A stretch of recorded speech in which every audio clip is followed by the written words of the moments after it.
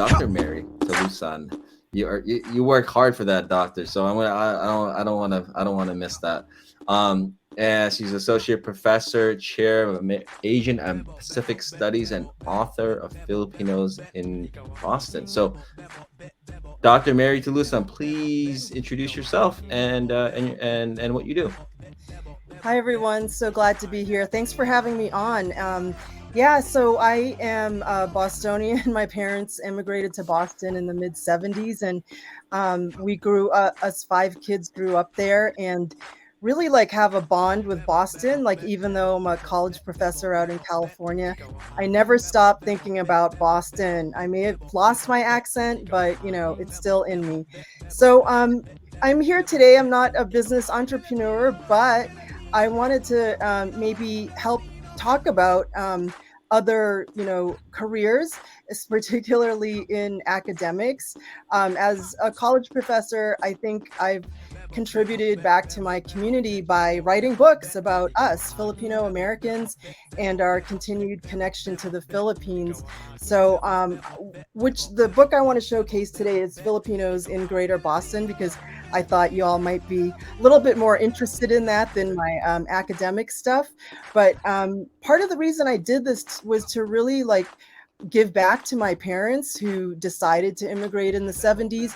But along with them were also a large wave of Filipinos immigrants who were doctors and nurses in the medical field and really found that community in Boston. So I really wanted to highlight their experiences because as people who are in the medical field trying to raise kids, they weren't really able to document that for themselves. But they did so many incredible things, like all of the organizations that we still benefit from, like the Philippine Medical Association of New England, which has been around since the late 60s, Escuelahang Filipino, which so many of us like learned about Filipino culture, and tons of organizations that they started. And when I visited like 50 people to get their photos, because it's a photo history book, they didn't think they really did all that much. They were like, "Oh no, I just did it," but they didn't think that it was part of history. And that's what I want to emphasize, because if we don't have people working in stuff like history, publishing books about us, really will be erased. Mm. Won't appear in regular history books. I mean, if you think grew up in public school system in the US, we learned absolutely nothing about the Philippines except Magellan was killed there. And that's not a great narrative for us, because it doesn't look like we've been. Can you guys tell me like when the first Filipinos touched down in the United States? No. 1512 Morro Bay. Oh, wow.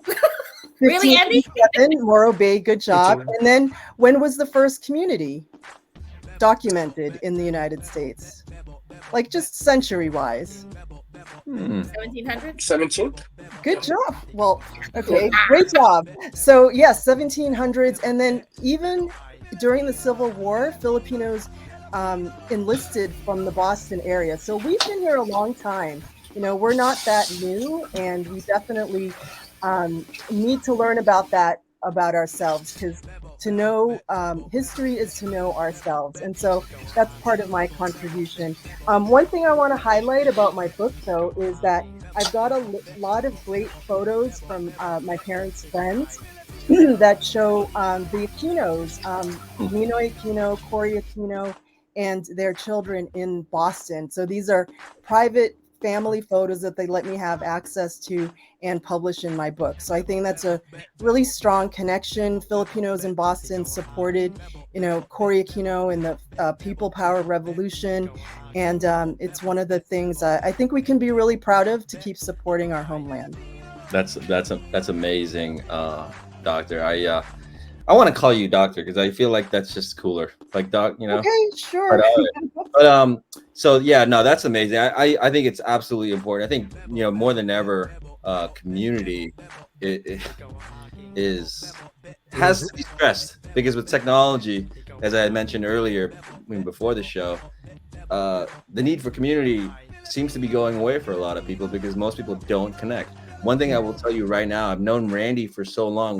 We together created an organization, the Filipino-American organization called the Barkada, Northeastern University Barkada, at the university. There's like 5 of us now. There's like Yeah. 500 students. It's the largest. It's It's one of the so largest. great that we have these ties to each other, and when we don't have them, we can make them. But my mom just told me that she went to med school with your mom, Ruben. Oh wow. Why does everyone know? Juliet, right? Oh, Is your wow. mom's name Juliet? Yeah. Yeah, My that's mom went to amazing. med school with her. Amazing, amazing. It's a small world. Well, I'm so glad to connect. I'm sure there's going to be a lot of questions, a lot of great discussion, and maybe you can quiz us again later too. Okay. I You got guys my are Google. good, though. I'm ready. I'm ready. Thank you.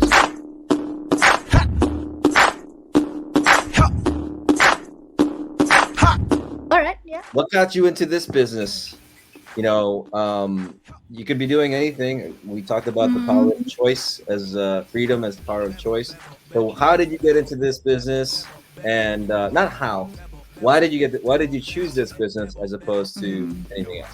Yeah, well, when I was growing up as a kid, I mean, I just loved knowledge, and I read tons of books and I asked questions.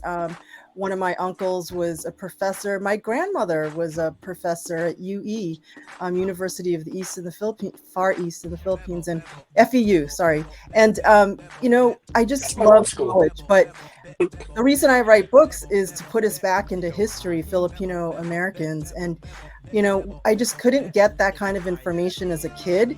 And because it was still, the Marcos era, we didn't go back to the Philippines until I was an adult.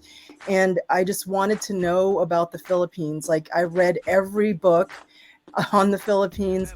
And then by the time I got to grad school, I went and actually lived over there for about a year and a half. So I just needed to know more. Like, I could not know who I was without learning more about the Philippines. So that's the why. That's amazing. Yeah, perfect. Yeah, no, I love that. So the whole point of writing the books was to create more knowledge so other people can learn and do stuff. So I think this is good because I think the paths are different for every guest. What's been the biggest challenge for everyone? And I think as an entrepreneur, as somebody who wants to create, certainly they find that it's not easy. Dr. Talusan, what did you on your journey, what did you think that was the hardest part of getting where it's not hard. It's not easy to write a book and obviously promote it and sell it. I mean, I'm sure that's part of the journey. But what have you seen that has been something you want to share with everyone that you've accomplished or Yeah, thanks for that. One of the hardest challenges for me was people expressing doubts at what I'm doing. As you know, getting a PhD takes, take 8 to 10 years sometimes. And people in our community, maybe also my extended family, sometimes expressed doubt. Why are you in school so long? That costs so much money. Why don't you just work? And I get that a lot of us are under pressure to make a living, but I had scholarships and put myself through school. But at the same time, they really couldn't understand what I was doing, why I was in school for so long. There are very few Filipina PhDs and professors across the United States. We could probably count them all on 2 hands. And so I think, letting people, as you said before, chasing your dreams and believing yourself, because if you have that passion for something, you're really going to put your all into it, whether it's starting from the bottom and doing everything yourself. But if, with a community, or even if you don't understand what they're doing, continue to support them. It goes a long way.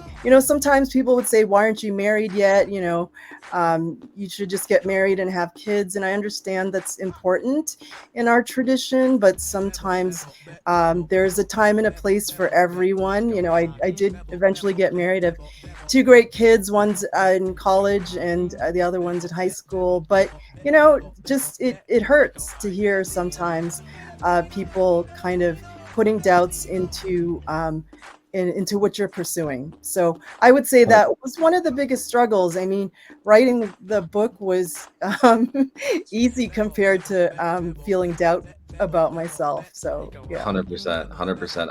I think, man, I think it's been said. Every entrepreneur has heard this, but you got to hang out with the right people and have the right True. mindset, or else you're just gonna hang out with people who don't want to do anything.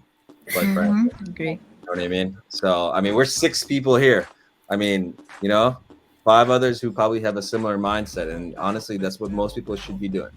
Dr. Mary Talusan, last bit of advice that you want to, leave everyone with.